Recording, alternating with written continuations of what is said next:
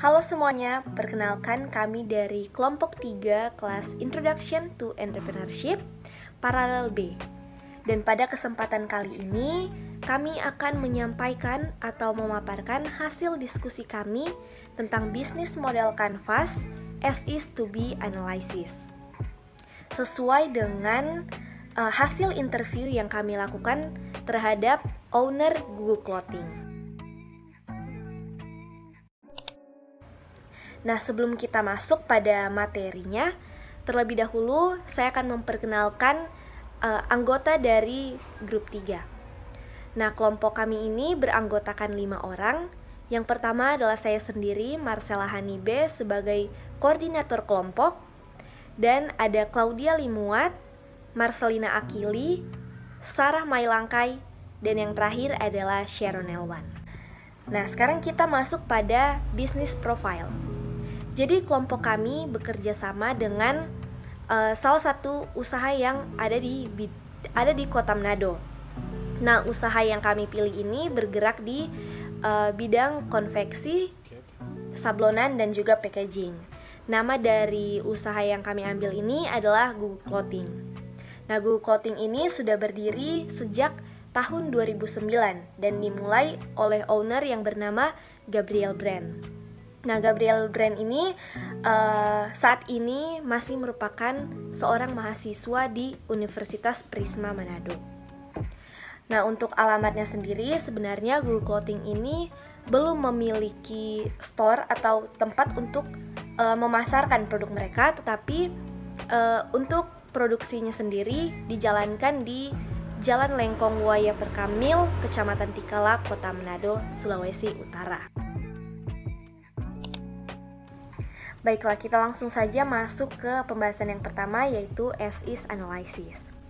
Nah, kita masuk pada poin yang pertama, yaitu customer segment. Jadi ketika kami mewawancarai pemilih, kami mendapati bahwa owner ini membuat segmentasi pasar berdasarkan demografis. Karena bisa kita lihat yang pertama, dia mengambil segmentasi pasar yaitu kepada millennials. Nah, di situ berarti dia mengelompokkan berdasarkan umur. Nah, selain dari millennials, owner ini juga melakukan segmentasi pasar atau dia menargetkan pasarnya yaitu kepada komunitas-komunitas. Karena dia mengetahui bahwa dalam suatu komunitas mereka itu pasti memiliki keinginan untuk membuat semacam seragam seperti itu. Nah, selanjutnya kita masuk pada poin yang kedua, yaitu value proposition atau hal yang membedakan usaha kita dengan para kompetitor lainnya. Nah, di sini sesuai dengan hasil yang kami dapati ketika wawancara, owner mengaku bahwa hal yang membedakan bisnisnya dengan yang lainnya adalah dia memberikan harga yang lebih tinggi. Nah, tetapi harga yang lebih tinggi ini berbanding lurus dengan kualitas yang diberikan. Jadi, dia percaya bahwa produknya itu memiliki kualitas yang lebih baik dibandingkan para kompetitornya. Lalu hal selanjutnya yaitu Google Clothing ini sangat memperhatikan packaging yang diberikan kepada para customernya. Jadi salah satu nilai tambah yang ingin dia tambahkan adalah dengan memanfaatkan packaging. Karena menurut owner atau menurut Gabriel Brand, dia percaya bahwa ketika customer menerima barang, hal yang pertama dilihat adalah dari kemasan.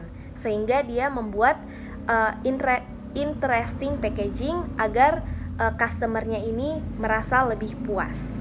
Selanjutnya kita akan membahas channel dari Google Clothing. Jadi yang pertama, bagaimana Google Clothing ini meningkatkan awareness tentang produk dan jasa yang mereka jual, yaitu melalui sosial media. Nah, jadi mereka akan membuat postingan tentang produk dan jasa yang mereka jual agar nantinya customer bisa mengetahui apa saja yang dijual dari Google Clothing ini. Nah, mereka akan mempostingkannya melalui WhatsApp dan juga Instagram official dari Google Clothing ini. Kemudian yang kedua yaitu bagaimana caranya customer bisa melakukan purchasing. Jadi mereka bisa menghubungi secara personal kepada admin dari Google Clothing ini. Mereka bisa melakukan melalui personal kontak. Kemudian yang terakhir yaitu bagaimana after sales yang diberikan dari Google Clothing ini kepada customer, yaitu melalui garansi yang diberikan. Jadi setelah barang itu sampai kepada customer dan selama 3 bulan jika barang itu ada yang rusak, Google Clothing ini bisa menggantikan barang yang baru kepada customer tersebut. Kemudian selanjutnya kita akan membahas customer relationship. Nah, jadi di sini Google Clothing melakukan pendekatan melalui direct communication dan juga indirect communication. Nah, jadi di direct communication ini mereka akan membangun hubungan dengan customer mereka secara langsung. Jadi mereka akan bertemu secara langsung sehingga value yang ditawarkan dari Google Clothing ini kepada customer bisa lebih jelas lagi untuk tersampaikan. Kemudian selanjutnya yaitu melalui indirect communication, yang dimana di sini mereka akan membangun hubungan dengan customer mereka secara tidak langsung, contohnya melalui sosial media.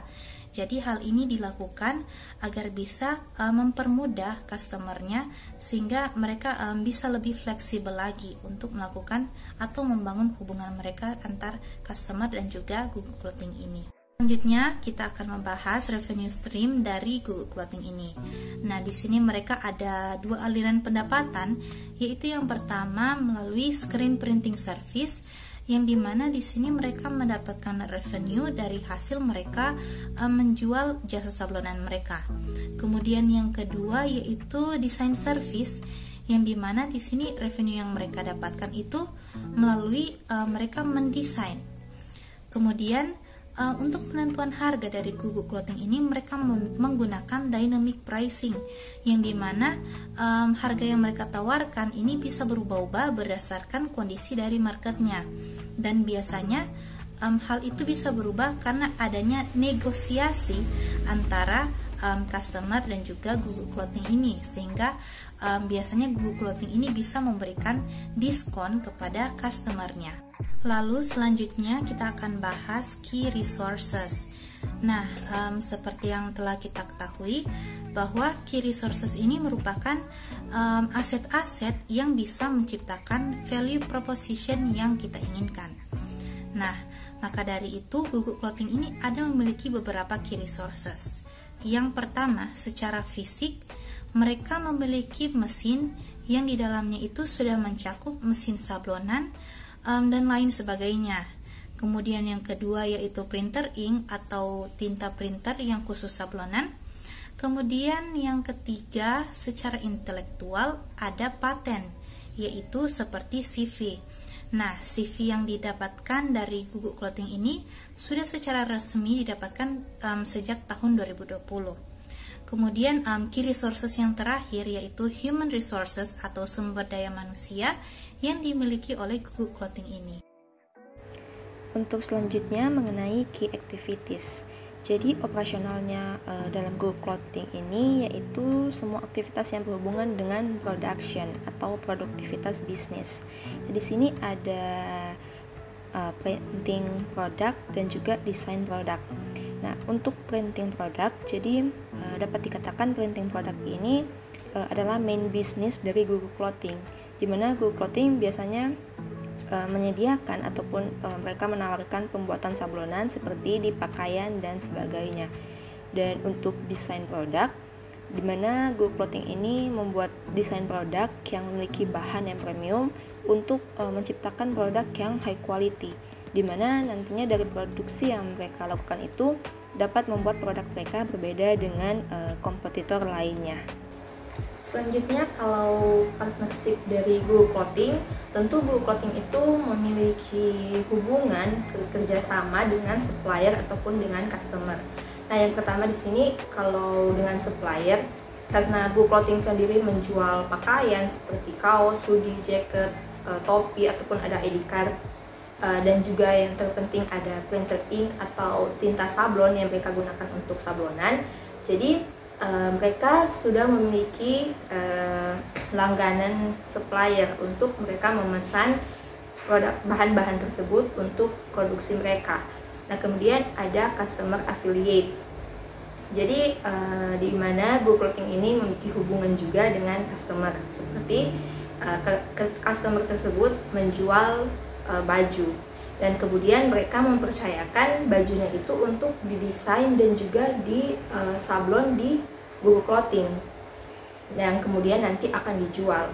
Nah, di situ Google Clothing ini melakukan promosi terhadap pakaian yang dijual oleh customernya, dan itu otomatis nanti akan menguntungkan juga bagi clothing, di mana mereka dapat mempromosikan desain dan sablonan yang mereka lakukan di produk customernya. Selanjutnya bagian terakhir ada cost structure. Nah, mengenai cost, tentu ada biaya yang dikeluarkan oleh Google Clothing. Yang pertama di sini ada electricity cost. Nah, electricity cost atau biaya listrik ini mereka mengeluarkan setiap kali memproduksi, karena setiap kali mereka menyalakan mesin untuk produksi, maka akan memerlukan dan juga membutuhkan biaya listrik yang besar. Nah, kemudian ada wages expense.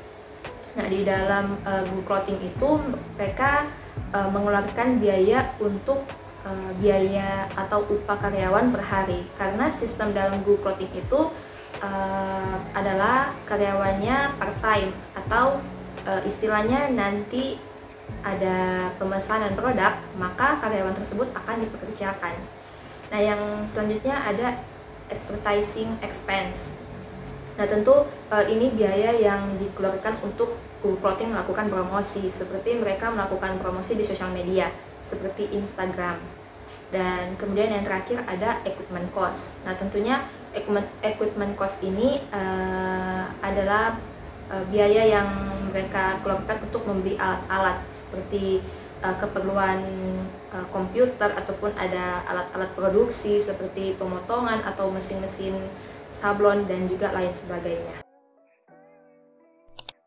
Pada saat ini kita masuk pada bisnis model canvas bagian 2B.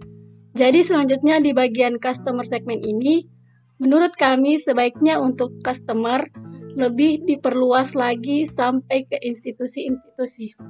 Contohnya seperti lembaga pemerintahan, institusi pendidikan, organisasi masyarakat, dan lain sebagainya.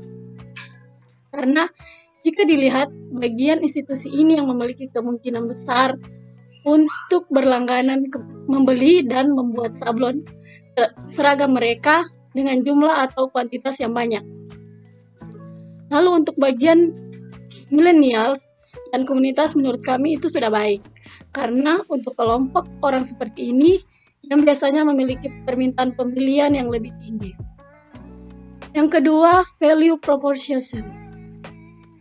Jadi pada value proposition ini, selain dari memiliki kualitas yang tinggi, harga yang sepadan, dan kemasan yang menarik, maka menurut kami sebaiknya Google Clothing ini bisa membuat tempat untuk mereka memproduksi di tempat atau lokasi yang lebih strategis, supaya semua customer yang ingin membeli produk dan jasa mereka ini bisa dijangkau lebih mudah lagi, agar hal itu juga menjadi poin tambah dari value proposition yang mereka punya.